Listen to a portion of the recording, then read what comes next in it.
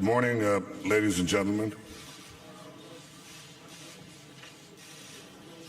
There are many distinguished representatives of government, past and present, members of the business community, of the press, many friends. With some I've had interesting discussions, agreements and disagreements alike. This is a beautiful city. It's filled with impressive monuments, richly endowed museums, beautiful architecture. And due to this conference, over the past 4 decades, Mr. Chairman, Munich has become synonymous with security. That's important because, as I said last night, without security, nothing is really possible. Not freedom, not prosperity, not the peace we cherish and crave. But for the Jewish people, 2 infamous things occurred in this city. In 1972, 11 of our Olympic athletes were massacred at the Munich airport. In many ways, this act of savagery heralded the rise of international terrorism, and we've all been battling it ever since. And 80 years ago, another event took place here with far-ranging consequences. A disastrous agreement was signed here that set the world on a course towards history's most horrific war. 2 decades after World War I, 2 decades after a war that claimed 16 million lives, the leaders who met in Munich chose to appease Hitler's regime rather than confront it. Those leaders were noble men. They thought they were fulfilling their highest responsibility to keep the peace.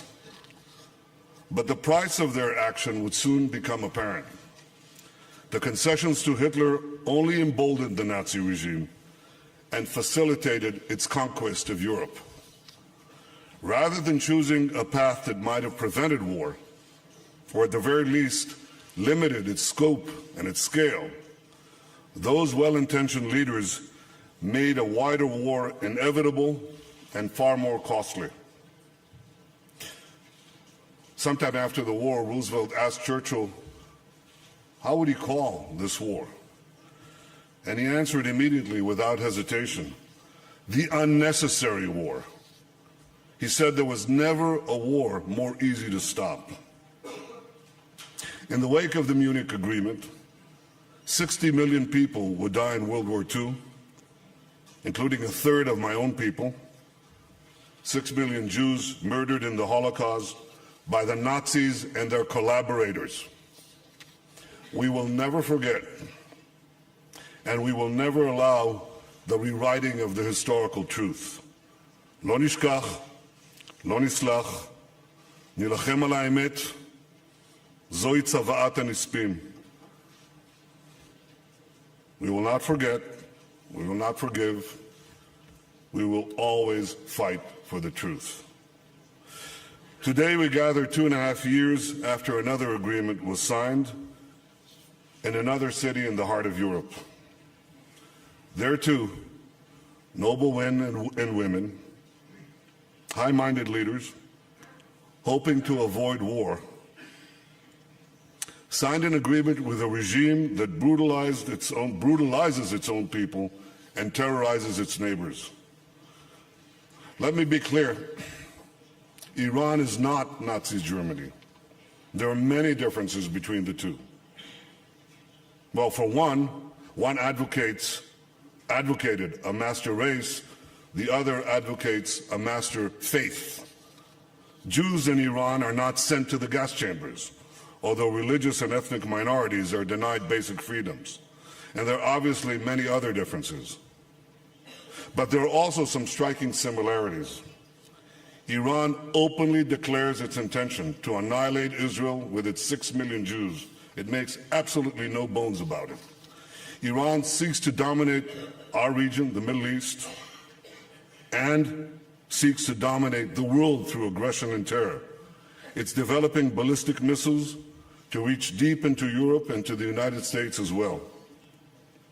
Henry Kissinger said that Iran must choose between being a country or a cause. Well, the regime in Iran has chosen to be a cause. The commander of the Revolutionary Guard, Ali Jafri, said, "We're on the path to the rule of Islam worldwide." That means right here too. This is, in my judgment, the greatest threat to our world. Not just to Israel, not just to our Arab neighbors, not just to Muslims far and wide, but to you as well. Because once armed with nuclear weapons, Iran's aggression will be unchecked, and it will encompass the entire world. Look at what they're doing now, before they have nuclear weapons. Imagine what they'll do later, if, God forbid, they'll have them. Just as was true 80 years ago, an agreement that was seen as appeasement has only emboldened the regime and brought war closer. The nuclear agreement with Iran has begun the countdown to an Iranian nuclear arsenal in little more than a decade. And the sanction relief that the deal provided has not moderated Iran. It's not made them more moderate internally, and it's not made them more moderate externally. In fact, it's unleashed a dangerous Iranian tiger in our region and beyond. Through its proxies, Shia militias in Iraq, the Houthis in Yemen, Hezbollah in Lebanon, Hamas in Gaza, Iran is devouring huge swaths of the Middle East. Now, there has been one positive consequence of Iran's growing aggression in the region. It's brought Arabs and Israelis closer together as never before. And in a paradoxical way, this may pave the way for a broader peace and ultimately also for a Palestinian-Israeli peace. This could happen, but it will not happen if Iran's aggression continues to grow. And nowhere are Iran's belligerent ambitions clearer than in Syria. There, Iran hopes to complete a contiguous empire, linking Tehran to Tartus, the Caspian to the Mediterranean. For some time, I've been warning about this development. I've made clear in word and deed that Israel has red lines it will enforce. Israel will continue to prevent Iran from establishing a permanent military presence in Syria. Israel will continue to act to prevent Iran from establishing another terror base from which to threaten Israel. But Iran continues to try to cross those red lines. Last week, its brazenness reached new heights, literally new heights. It sent a drone into Israeli territory, violating Israel's sovereignty, threatening our security. We destroyed that drone and the control center that operated it from Syria. And when our planes were fired upon, Israel destroyed Syrian anti-aircraft batteries. Israel will not allow Iran's regime to put a noose of terror around our neck. We will act without hesitation to defend ourselves. And we will act, if necessary, not just against Iran's proxies that are attacking us, but against Iran itself. Later today, you will hear from Mr. Zarif. He's the smooth-talking mouthpiece of Iran's regime. I give Mr. Zarif credit. He lies with eloquence. Last year at this conference, Zarif said that, I'm quoting, extremism is driven by lack of hope and respect. Well, if that's true, why does the Iranian regime deny its people hope and respect by jailing journalists and activists? Zarif said it was erroneous to label Iran radical. If that's true, what do you call a regime that hangs gays from cranes in town squares? Zarif said that conflicts in Syria and Yemen do not have military solution. If that's true, why does Iran send fighters and arms to fuel violence precisely in those places? No doubt Mr. Zarif will brazenly deny Iran's nefarious involvement in Syria. Iran also denies that it committed an act of aggression against Israel last week, that it sent a drone into our airspace to threaten our people. Well, here's a piece of that Iranian drone, or what's left of it after we shot it down. I brought it here so you can see it for yourself. Mr. Zarif, do you recognize this? You should. It's yours. You can take back with you a message to the tyrants of Tehran. Do not test Israel's resolve.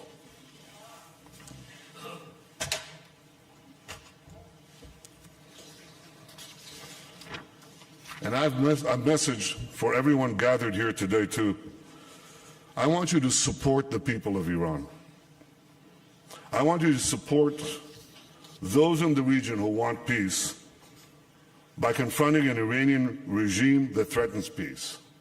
I've been speaking to the people of Iran with video messages. The response is amazing. I saw this before the recent demonstrations. I asked our intelligence people to explain to me how it is that we were getting names of people supporting what I said. From Iran, risking their lives, their families. I said something is happening there. Those people want freedom. They want a different life. They want economic prosperity. They want peace. They don't want this far-flung Iranian aggression. And I've explained we have no quarrel with the people of Iran, only with the regime that torments them.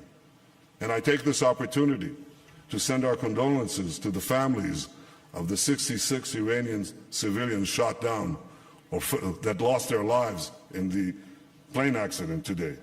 We have no quarrel with the people of Iran, but we are absolutely resolute in our determination to stop and roll back the aggression of Iran's regime. Let us pledge today, ladies and gentlemen, here in Munich, not to repeat the mistakes of the past. Appeasement never works. The hour to prevent war is getting late, but it is not too late. I'm convinced that one day this regime will fall. And when it does, the great peace between the ancient Jewish people and the ancient Persian people will flourish once again. When that happens, the people of Iran will breathe free, and the people in the region and throughout the world will breathe a sigh of relief. But today, we must speak clearly, we must act boldly. We can stop this dangerous regime. We can roll back its aggression, and by doing so, create a more peaceful, a more prosperous, and a more secure world for our region and for our future. Thank you very much. Thank you.